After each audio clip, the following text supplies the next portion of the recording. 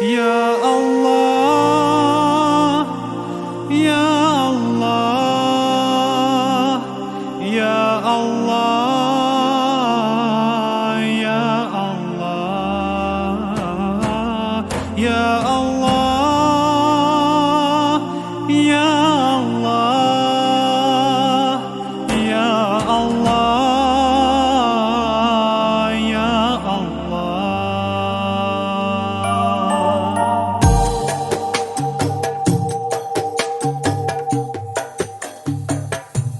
Ya Rabbi, dünyada zikümek yavun yavun, har saşetter gredaydiya daim abadavun yavun. Şu muccure tarifava ama tek sadavun yavun. Zaiz vay tarif dihni avay muradavun yavun. Ya Allahu, Ya Allah, Ya Allahu, Ya Allah, Ya Allahu, Ya Allah, Ya Allah, Subhanallah, La ilahe illallah, La ilahe illallah, La ilahe illallah, Muhammed Resulullah.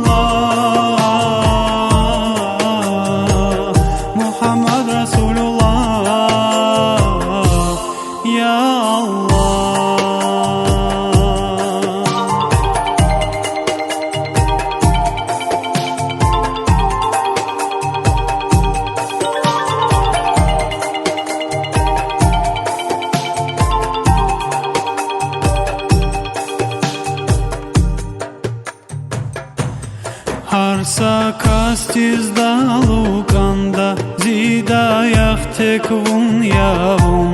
Zimahara zi umutni vilerin ekvun yavun.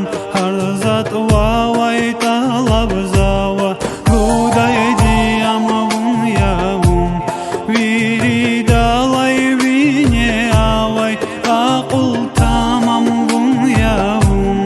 Ya Allahu, Ya Allah, Ya Allahu, Ya Allah, Ya Allahu, Ya Allah, Ya Allah, Subhanallah, La ilahe illallah, La ilahe illallah, La ilahe illallah, Muhammed Resulullah.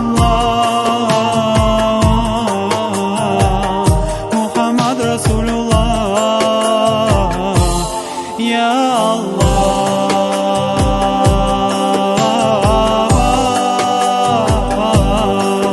viri digir rezvan,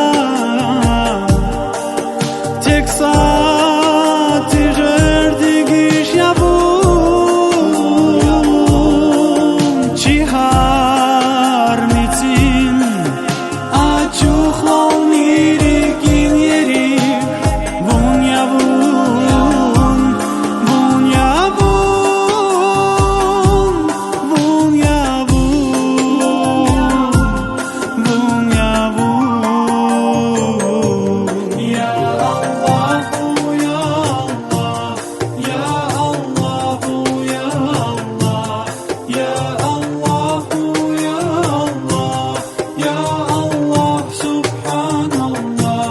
La ilahe